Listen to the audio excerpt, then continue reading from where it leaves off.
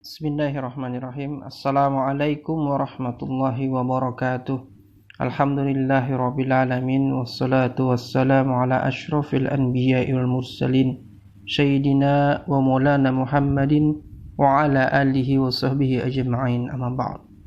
Saudaraku kaum muslimin rahimakumullah, meskipun sudah jelas dalil-dalil terkait keharaman riba, namun di masyarakat umum masih terdapat subhat-subhat, keraguan-raguan diakibatkan atau dikarenakan oleh adanya pendapat-pendapat yang membolehkan riba dengan alasan-alasan yang bermacam-macam. Terutama riba yang terjadi karena bunga bank. Pendapat-pendapat ini dihembuskan di tengah-tengah kaum muslimin sehingga menimbulkan keraguan-raguan terhadap halal atau haramnya bunga bank. Di antara pendapat-pendapat yang memberikan subhat di tengah-tengah kaum muslimin itu adalah misalnya mengatakan bahwa bunga yang riba itu adalah yang berlipat ganda saja, yang besar jumlahnya. Kalau kecil maka bukan riba. Ada lagi yang mengatakan bunga bank itu boleh karena dilegalkan oleh negara. Jadi bunga bank dari bank milik negara itu tidaklah riba. Kemudian ada juga yang mengatakan bunga bank itu boleh karena suka sama suka, saling ridho saja. Katanya kalau sudah saling ridho sah bukan?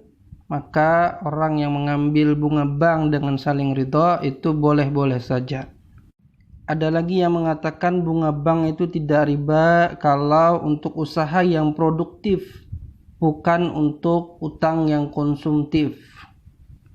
Ada lagi yang mengatakan bahwa bunga bank itu boleh karena ada manfaatnya untuk masyarakat.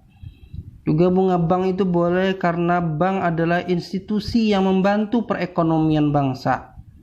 Nah, ada yang lain lagi mengatakan bunga bank itu boleh karena untuk mengimbangi inflasi.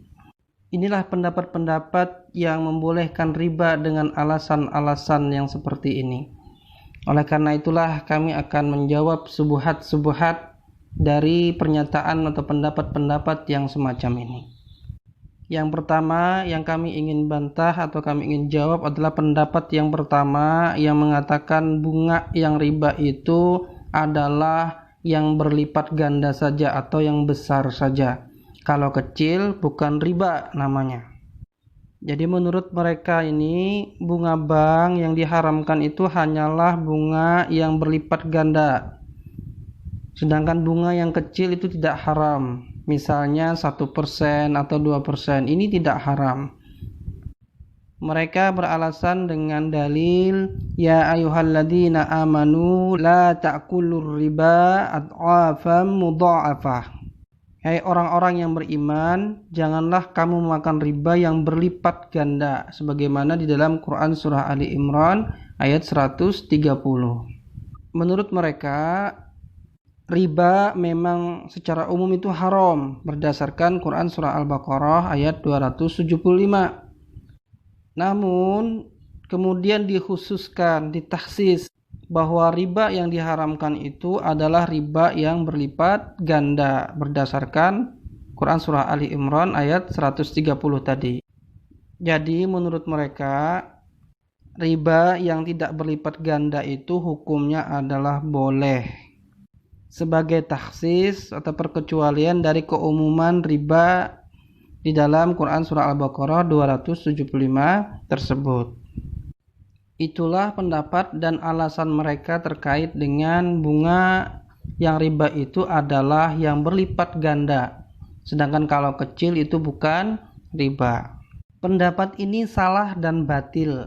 Alasannya sebab telah secara tidak sah dalam ilmu usul fiqih mengambil mafhum mukhalafah, pemahaman yang sebaliknya dari suatu ayat. Mengapa tidak sah?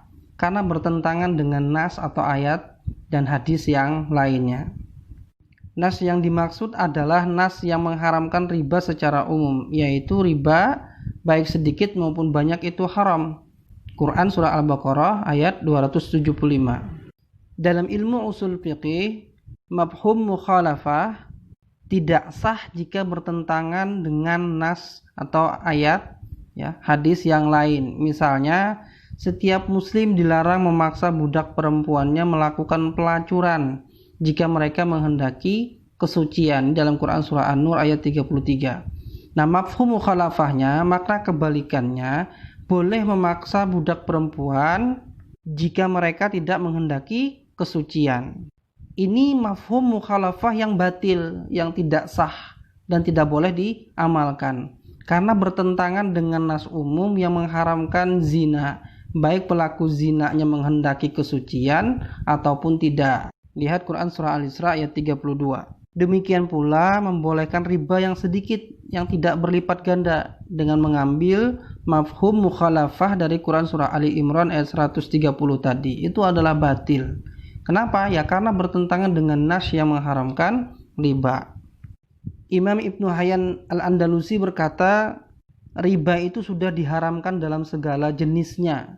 Maka dari itu, hal yang terdapat dalam ayat tersebut, yaitu dalam Quran surah Ali Imran 130, riba yang ad'afan mudha'afah tadi, tidak dapat diambil mafhum mukhalafahnya dan tidak dapat pula menjadi qaid atau batasan dalam larangan riba.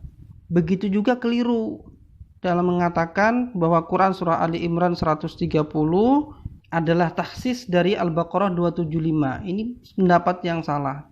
Karena tidak benar bahwa Quran surah Ali Imran 130 itu adalah dalil takhsis, pengecualian dari keumuman riba.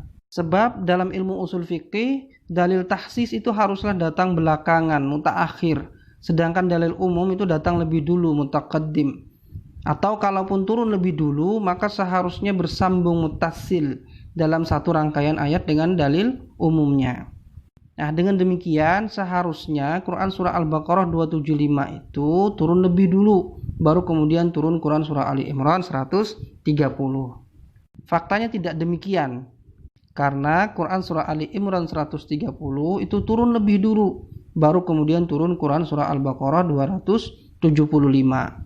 Sehingga tidak bisa dikatakan bahwa Quran surah Ali Imran 130 itu adalah mentakhsis dari Quran surah Al-Baqarah 275.